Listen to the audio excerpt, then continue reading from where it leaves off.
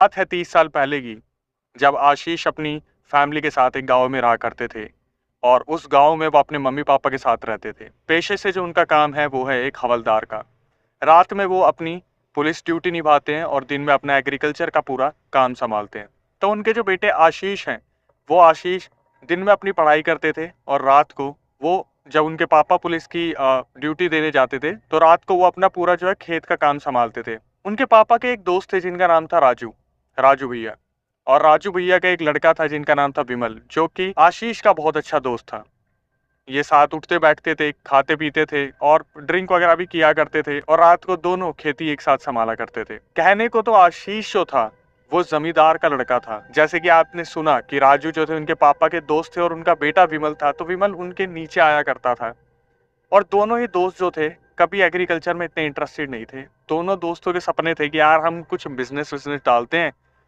और शायद उस टाइम भी जनरेशन ऐसी थी जैसे आज जनरेशन है कि हमेशा दिमाग में यही होता है कि यार हमें ये नहीं करना जो हमारा फैमिली बिजनेस है, कुछ अलग करते हैं, कुछ अलग ऐसा जिससे अपनी पहचान बने। तो दोनों हमेशा इसी चीज़ में लगे रहते थे कि कहीं ना कहीं बिजनेस सेटल्ड हो जाए। दोनों ने अपने पापा के कहने पर गवर्नमेंट जॉब के लिए बहुत सारे फॉर्म भी भरे थे, लेकिन कभी इनका सिलेक्शन नहीं हुआ था।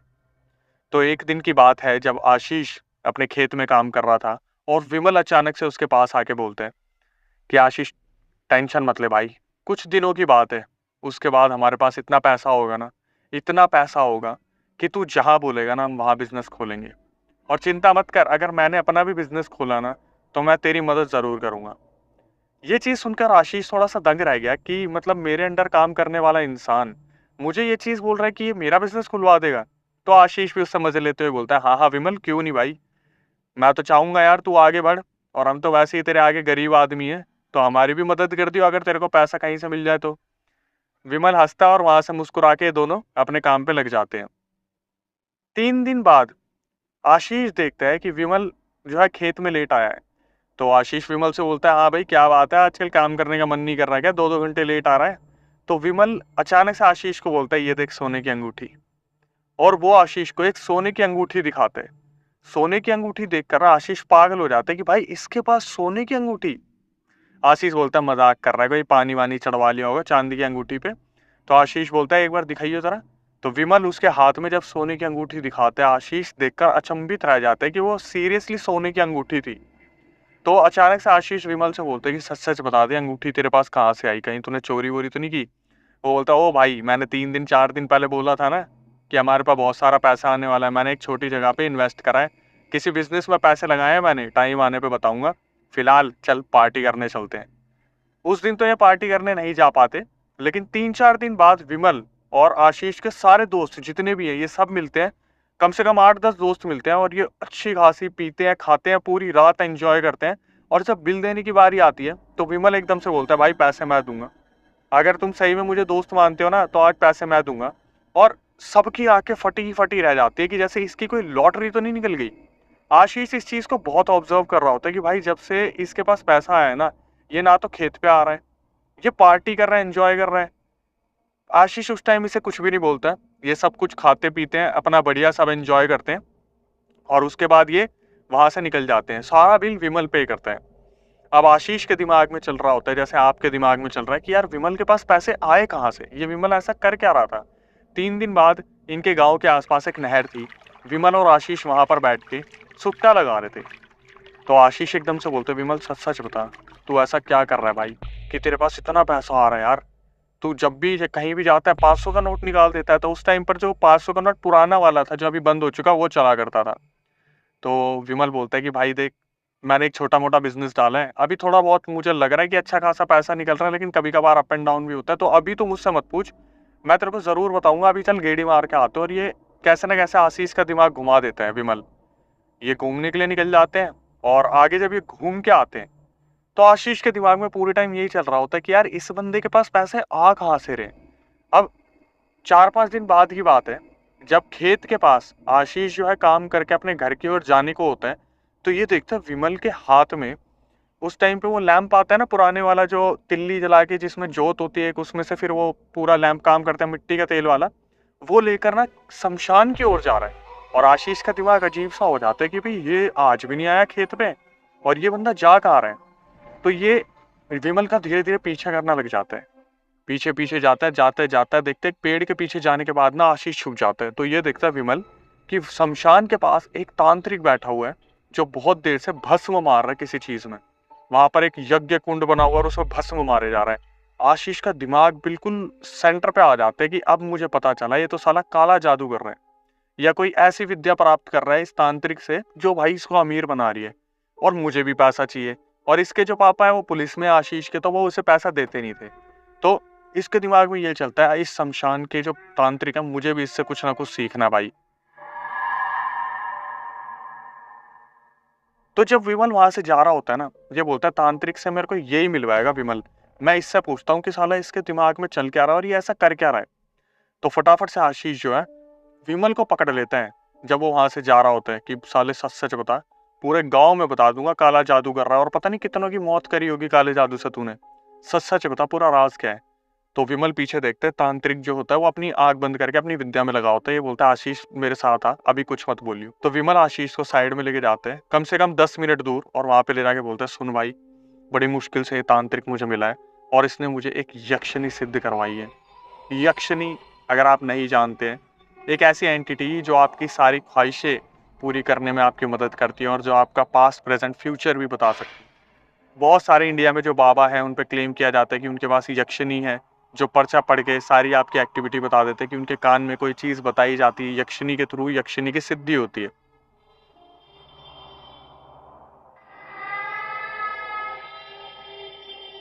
आशीष इस चीज को सुनने के बाद दंग रह जाता है कि यक्षिणी सिद्ध कर रखी है। वो बोलता है भाई मुझे भी करनी है यक्षिणी सिद्ध। तो विमल बोलता है सुन, अभी तो ये जा रहे हैं, इनको जाने दे यहाँ से, क्योंकि अभी एकदम से तू बीच में कूदेगा ना तो ये पक्का कोई ना कोई शराब दे देंगे दोनों को। हम इनका वेट करते हैं और फिर जब 7-8 दिन बाद ये दोबारा आएंगे ना मैं तेरे को इनसे मिलवा दूंगा।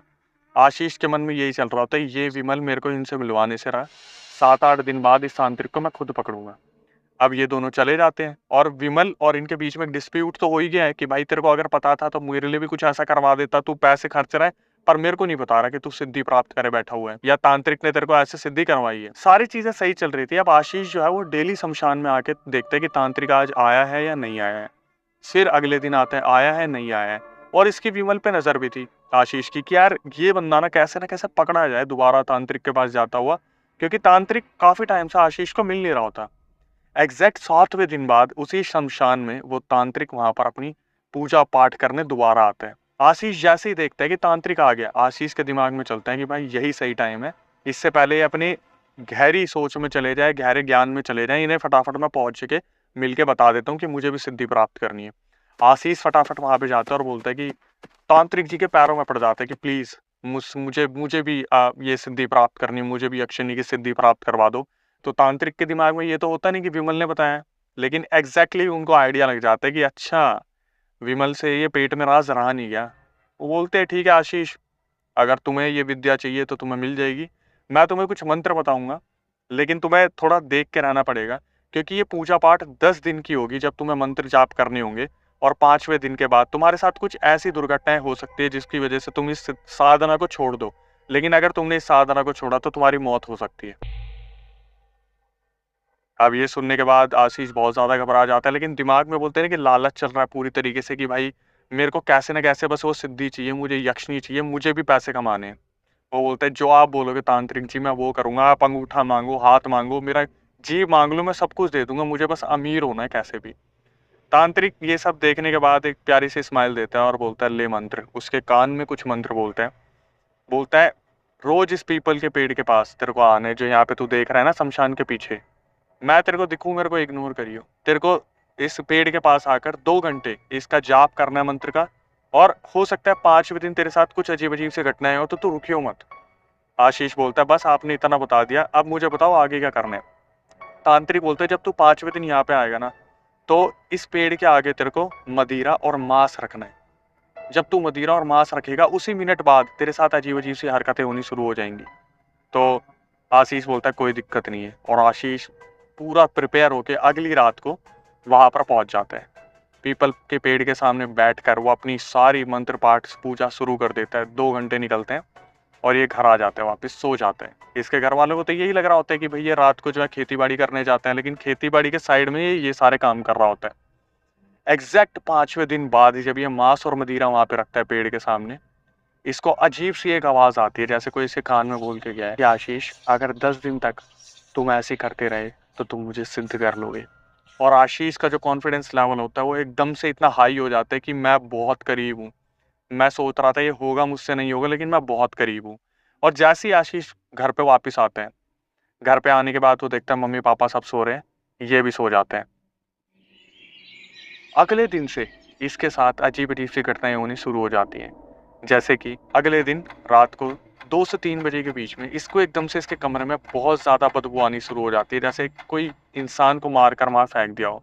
बदबू से इसकी जब आँख खुलती है तो ये अपने वॉशरूम में जाके देखता है, वॉशरूम में 2 चूहे मरे होते हैं और दोनों चूहों की गर्दन नहीं होती। तो ये फटाफट से अपनी मम्मी को बोलता है कि मम्मी, हमारे घर में शायद बिल्ली बिल्ली आ गई है और देखो चूहे उन्होंने बीच में से फाड़ के फेंक रखे हैं। इसकी मम्मी चारों तरफ देखती है, बोलती है यार बिल्ली कहाँ से आ गई, मतलब इस ऐसा तो कभी हमारे घर में हुआ ही नहीं कि बंद घर में बिल्ली आ गई हो।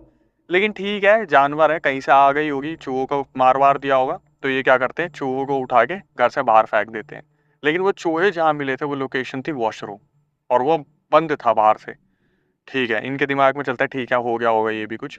उसके बाद जब ये उस साधना को कंप्लीट कर रहा होता है, 2 दिन बाद इसको फिर एक दोबारा इशारा मिलता है। रात के 3 बजे अचानक से आशीष को कौवों की काय काय की आवाज़ सुनाई देती है, जैसे कोई बहुत ज़्यादा एकदम से कौवे उसके घर के आसपास आ गए हैं।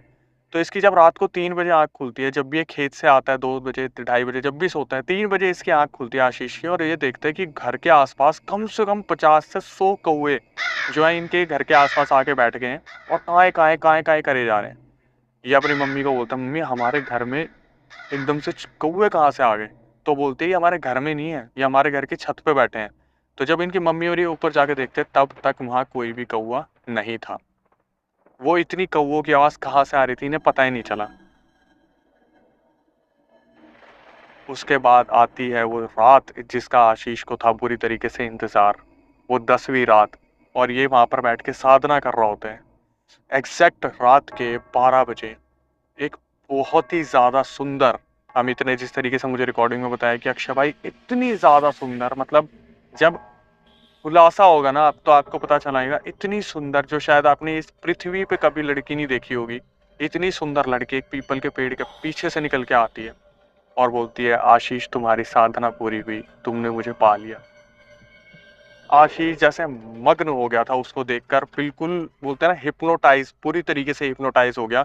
और वो यही बोलते हैं उसके, मतलब आशीष के दिमाग में चल रहा होता है या तो मैं यक्षिणी को पालूं यार, मतलब इसके साथ मेरा ना कुछ संभोग हो जाए। फिर उसके दिमाग में आता है नहीं, या ऐसा कुछ दिमाग में मतलब तेरे को पैसे कमाने। जो यक्षिणी आती है वो ऐसे बोलती है कि मांगो, तुम्हें मुझसे क्या मांगना है। तो वो बोलता है कि मैं आपसे बहुत सारा पैसा चाहता हूँ, मुझे अपना बिजनेस ओपन करना है, मुझे किसी भी तरीके से आगे बढ़ना है। यक्षिणी उसे बोलती है कि तुम अगर मुझसे कुछ मांगोगे तो मैं भी तुमसे कुछ मांगूंगी, मैं तुम्हारे लिए उस इच्छा को पूरी करूंगी और तुम मेरे लिए उस इच्छा को पूरा करना। आशीष लालच में इतना पागल हो रखा होता है, सीधा बोल देता है तुम्हें जो चाहिए वो मिलेगा, बस मुझे अमीर बना दो। वो बोलते है ठीक है, कल रात के 3 बजे तक तुम्हें तुम्हारा पैसा मिल जाएगा। आशीष अपने घर आ जाते हैं, बहुत ज़्यादा खुश होते हैं। अगले दिन अपनी खेत पे जाते हैं, सारा काम करके 2:30 बजे वापस आता है। 3 बजे एग्जैक्ट यक्षिणी उसके सामने प्रकट होती है और उसके हाथ में सीधा 500 की गड्डी रख देती है। और अगले 3 से 4 दिन तक यही होता रहता है। इतने में 4 से 5 दिन के बाद ये जो इंसान होता है आशीष, ये अपना बिजनेस ओपन कर लेता है सरियों का, जो घर के सरिये बनते हैं कंस्ट्रक्शन का, और इसका सही काम बिल्कुल चलने लग जाता है। अचानक से पूरा गांव देख रहा होता है कि भाई ये हो क्या रहा है, कि एकदम से ये लड़का इतने पैसे कहाँ से ले आया, पहले विमल और अब भाई आशीष। और लेकिन विमल और आशीष की आपस में बात नहीं हो रही होती। जब इनका सब कुछ चल रहा होता है, 7 से 8 दिन बाद वो यक्षिणी आशीष के सामने प्रकट होती है और बोलती है कि अब मेरी इच्छा मांगने का वक्त आ गया है। आशीष थोड़ा तो घबराता है, बोलता है कि बोलो आपकी क्या इच्छा है। तो बोलती है कि मुझे तुम्हारे साथ इंटीमेट होना है। ये सुनने के बाद आपके भी वैसे कान खड़े हो गए होंगे जैसे आशीष के कान खड़े हो गए थे। आशीष के दिमाग में जो चीज़ पहले दिन ही से देख के आई थी, आज वो दोबारा एकदम से आग की तरह फट के आई कि इससे ज़्यादा खूबसूरत ख्वाहिश मेरे लिए क्या होगी कि इस दुनिया की सबसे सुंदर लड़की मेरे साथ इंटीमेट होना चाहती है। और उस रात पहली बार ये दोनों करीब आए थे। ये दोनों करीब आए, इनके बीच में वो सब कुछ हुआ जो एक मैरिड कपल के बीच में होता है। ये सब कुछ होने के बाद आशीष जो था, वो अपने आप को ऐसा फ़ील कर रहा था ना कि उससे ज़्यादा पावरफुल इंसान कोई भी नहीं है। मतलब आशीष की बॉडी में इतनी शक्ति आ गई थी कि वो एक ट्रक को अपने हाथ से उठा देगा। और उससे ज़्यादा उसे कुछ नहीं चाहिए था। उसके पास पैसे थे, उसके पास पावर थी। हर 2 दिन में आशीष और उस यक्षिणी के बीच में फ़िज़िकल इंटिमेशन, रिलेशन सब हुआ करता था। हर 2 दिन में और आशीष अपने आप को इतना स्ट्रॉन्ग, पावरफुल पाता था कि वो चाहे ना तो 10 इंसानों को एक साथ पीट दे। ऐसी चीज़ें चलती रहती है। बात है 7 से 8 दिन बाद की, जब दोबारा वो यक्षिणी इसके सामने आती है और ये दोनों फिजिकल हो रहे थे। इतने में रात के 2 से 3 के बीच में अचानक से विमल का फ़ोन आता है और आशीष देख रहा होता है और उसकी नज़रों में जो घमंड होता है ना कि अब मैं इसे बताऊंगा कि जिस यक्षिणी को ये पा के बैठा था वो अब मेरे पास है। ये एकदम से फ़ोन उठाते हैं इंटीमेट होते-होते और स्पीकर पे रखता है। तो वहाँ से विमल की एक आवाज़ आती है, भाई, भाई, भाई आशीष, वो कोई यक्षिणी नहीं है, वो डायन है। और डायन सुनते ही जैसे एकदम से आशीष की जीभ वहां पर जम गई, दांत बिल्कुल बिल्कुल एकदम से पिस गए कि डायन। और वो जो यक्षिणी उसके ऊपर बैठी थी, जो उसके नेक पे बाइट कर रही थी, कभी लिप्स काट रही थी, कभी उसकी नेक पे बाइट कर रही थी, कभी ईयर्स पे बाइट कर रही थी, उसके एकदम से हंसी निकलती है। जैसे चुड़ैलों की हंसी नहीं होती, वैसी हंसी एकदम उसके मुंह से निकलती है। और आशीष बिल्कुल वहां जमा का जमा रह जाता है, बिल्कुल एक ही साइड में। अमित ने मुझे बताया कि अक्षय भाई, आशीष भाई ने जब ये किस्सा बताया था, उन्होंने बताया इस टाइम पे ना उनका बैठे बैठे टॉयलेट निकल गया था वहां पर। उन्होंने पूरे बिस्तर गंदे कर दिए थे और उन्होंने उस डायन को देखा। इतनी भयानक थी वो दिखने में, इतनी ज्यादा भयानक थी जितनी भयानक शायद आपने किसी मूवी या असलियत में किसी भूत प्रेत को नहीं देखा होगा। इतनी भयानक कि आशीष ने जब पहली बार डायन को देखा वो वहां पर बेहोश हो गया। सुबह जब उसकी आंख खुली तो उसने देखा कि वो नॉर्मल है। हाँ, उसने टॉयलेट कर रखा था, कुछ बिस्तरों को गंदा कर रखा था, उसने अपने आप को संभाला। 2 दिन तक आशीष अपने घर से बाहर नहीं गया। वो अपने बिस्तर के नीचे छुप के रहता था। वो उस डायन से इतना ज़्यादा डर गया था। और 2 दिन बाद पता चला कि विमल जो है, जिसका फ़ोन आया था, उसके पापा की डेथ हो गई और विमल अपना पूरा घर-बार यहाँ से बेच-बूच के बंद करके भाग गया। अब सिर्फ़ इसके दिमाग में ये चल रहा था कि मैं क्या करूँ? कहाँ जाऊँ? किसे बोलूँ? लेकिन बोलते हैं ना कि कोई चीज़ अगर आपके पास आई है तो इतनी आसानी से तो जाएगी नहीं। तीसरी रात जब विमल 2 रातों से सो ही नहीं रहा होता, तीसरी रात जब ये सोने की कोशिश करता है, वो यक्षिणी इसके बगल में जिसे लेटी मिलती है। ये देखकर बुरी तरीके से काँप जाता है। वो यक्षिणी नहीं थी, वो डायन के रूप में थी। और वो बोलती है कि तूने मेरी पहली इच्छा तो पूरी कर दी इंटीमेट होके, अब मेरी दूसरी इच्छा सुन। अगर तूने ये इच्छा मेरी पूरी नहीं की ना, अगले 2 दिन में तेरी मौत हो जाएगी। ये घबराते-घबराते बोलता है, बताओ क्या इच्छा है तुम्हारी? मुझे मत मारना, बस मुझे अपनी इच्छा बता दो। डायन आशीष को बोलती है कि तेरे घर के बगल में ना एक औरत रहती है जिसका 8वां महीना लगा हुआ है। तो आशीष बोलता है, हाँ, मैं जानता हूँ उन्हें। वो बोलती है कि तेरे पास कल तक का वक्त है, उसके पेट में से ना वो बच्चा मुझे ला के दे दे। अगर तूने उस बच्चे को ला दिया ना, मैं तुझे कुछ भी नहीं करूँगी। अगर तू उस बच्चे को कल तक नहीं लाया, तो उस बच्चे को तो कल मैं निकाल ही लूँगी शाम को उसके पेट से, लेकिन अगला मरने का नंबर तेरा होगा। ये सुनने के बाद आशीष के पैरों तले ज़मीन खिसक जाती है और उसने सोच लिया था कि भाई मैं अब मरूँगा, क्योंकि ये काम वो तो कर सकता नहीं था। लेकिन उस डायन का कहना था अगर कल शाम तक, मतलब अगली जो शाम आने वाली है, वो उस बच्चे को उसके पेट से निकाल लेगी। लेकिन आशीष अगर निकाल के लाएगा तो आशीष बच जाएगा, वरना 2 से 3 दिन के बाद आशीष की मौत पक्की है। आशीष बस अपने आप को समझा के बैठा था, नहीं ऐसा कुछ नहीं होगा, डायन झूठ बोल रही है। और जब वो बच्चा नहीं लेके आता, तो अचानक से अगली शाम को आशीष को बगल वाले घर से चिल्ला चिल्ला के रोने की आवाज़ें आती हैं कि हाय मर गई, बच्चा कहाँ आ गया, बच्चा कहाँ आ गया। और आशीष एकदम से डर जाता है सुन के कि कहीं जो डायन ने बोला था वो सच तो नहीं हो गया। और पूरे मोहल्ले में अफवाह उड़ गई कि जो साइड में फीमेल थी जिसके पेट में बच्चा था, उसके पेट पर काटने के निशान थे, इतनी बुरी तरीके से नाखून मारे हुए थे, और उसकी जो मौत हुई थी वो बिल्कुल नेचुरल तरीके से नहीं हुई थी। आशीष सुन के बहुत ज़्यादा घबरा जाते हैं और आशीष के पास कोई चारा नहीं था। वो अपने पापा को जाके सब सच बता देता है कि मुझसे ऐसे-ऐसे गलती हो गई, मैं शमशान में गया और मैंने ऐसे-ऐसे जो है एक तांत्रिक के पास जाके ऐसे कर लिया, मैंने उससे सिद्धि कर ली, वो डायन थी। उसके पापा ने उसे इतना मारा, इतना मारा, इतना मारा। अमित ने बताया कि अक्षय भाई पूरे शरीर पे हरे, पीले, नीले बेल्ट के निशान थे। बुरी तरीके से मारा। उसके बाद अब आते सॉल्यूशन की तरफ। उन्होंने एक तांत्रिक को फ़ोन करा, जिनको वो जानते थे, बहुत सिद्ध तांत्रिक था। तांत्रिक आते हैं और तांत्रिक सीधा उसकी तरफ देखते हैं, जो आशीष बैठा होता है, और तांत्रिक बोलता है कि ये तो अपने साथ बहुत बड़ी शक्ति को लेके घूम रहा है। वो जो डायन है वो तो बहुत ज़्यादा ताकतवर हो गई है। तो ये बोलते हैं कि जो घर वाले होते हैं आशीष के, कि कैसे ऐसा कैसे बता रहे हो आप? बोलते तुम्हें तुम्हारा बच्चा दिख रहा है? मुझे वो सिर्फ मरने की कगार पे दिख रहा है। जाओ इसका चेकअप करवाओ हॉस्पिटल में। तो ये फटाफट से गाड़ी में बैठा के हॉस्पिटल लेके जाते, इसके टेस्ट वगैरह करवाते। जब शाम को रिपोर्ट आती है ना, रिपोर्ट में होता है, डॉक्टर बोलते हैं तो 2 महीने में आपका लड़का मरने वाला है। इसके अंदर तो हीमोग्लोबिन, ब्लड सब कुछ खत्म हो चुका है, इसके अंदर कुछ नहीं है। अगर इसका टाइम पे मेडिकेशन स्टार्ट नहीं हुआ तो 2 महीने के अंदर आपका लड़का खत्म हो जाएगा। तो मतलब अभी तक चल क्या रहा था? जो आशीष अपने आप को इतना पावरफुल समझ रहा था, वो सिर्फ छल था। वो डायन की पूरी बनाई हुई एक, बोलते नहीं, इमेजिनेशन दुनिया में रह रहा था, जो उसको खुद नहीं पता था। वो अंदर से खत्म हो चुका था, 2 महीने में मरने वाला था। डॉक्टर ने बोला अगर इसको पूरी तरीके से पौष्टिक आहार नहीं मिला तो ये खत्म हो जाएगा। फैमिली सोचती है भाई कैसे न कैसे पहले अपने बच्चे को बचाना है। ये फटाफट से पंडित जी के पास आते हैं। पंडित जी को आके बोलते हैं कि हमारे बच्चे को बचा लो। पंडित जी ध्यान लगाते हैं और बोलते हैं कि कल पूर्णिमा की रात है और पूर्णिमा की रात महायज्ञ होगा, और उस महायज्ञ के दौरान आपका लड़का बहुत तड़पेगा, वो बहुत चिल्लाएगा, लेकिन आपको अपने लड़के को बांध के रखना है।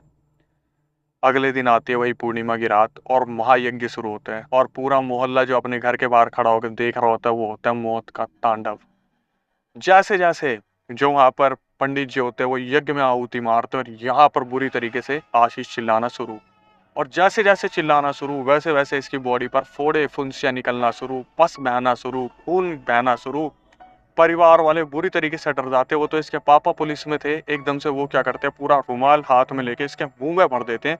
जैसे क्रिमिनल के साथ होता है ना कि मुंह में रुमाल भर के पीटते हैं बुरी तरीके से, तो आवाज नहीं निकलनी चाहिए।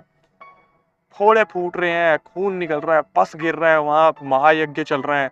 कम से कम 3 से 4 घंटे महायज्ञ चलता है। उसके बाद जो आशीष होता है वो वहां पर बेहोश हो जाता है। पंडित जी उठ के आते हैं, बोलते हैं कि फिलहाल ये जो डायन है इसे मैंने यहाँ से भेज दिया है, जितनी जल्दी हो सके अब आप इस पूरे शहर को छोड़ के यहाँ से चले जाओ। आपके लड़के की जान बच चुकी है, लेकिन इसके जो कर्म थे वो इतने अच्छे नहीं थे कि इसे हमने मुक्त करा दिया। और बाद में जब ये पता करते, जो विमल था, विमल जिसने एक्चुअली में वो यक्षिणी सिद्ध कर रखी थी, उसके पापा की जो डेथ हुई थी, उस यक्षिणी ने पहले तो विमल से डिमांड की थी कि हमें मांस चाहिए। तो विमल जानवर उठा उठा के उस यक्षिणी को देता था, डायन को। और फिर एक दिन बोला कि मुझे तेरी बलि चाहिए, या तो तेरी या खानदान में से किसी की। तो विमल ने अपने पिताजी को कुर्बान कर दिया और पूरा शहर छोड़ के भाग गया। अब जब ये खबर बाहर आ गई कि आशीष ने ऐसे ऐसे डायन सिद्ध कर रखी थी, तो भाई आसपास के जितने कनेक्शन थे रिश्तेदारी ने, सबने कनेक्शंस तोड़ दिए। जो ये था, जिसने अमित ने बताया, अमित के दोस्त के चाचा के साथ ही इंसिडेंट हुआ था, तो उसके दोस्त ने भी अपने चाचा से कनेक्शन तोड़ दिया। हालांकि वो जो चाचा है उसके, आशीष, वो क्लर्क की नौकरी कर रहे हैं और वो पुणे में है। लेकिन ये रियल इंसिडेंट है जो पूरा का पूरा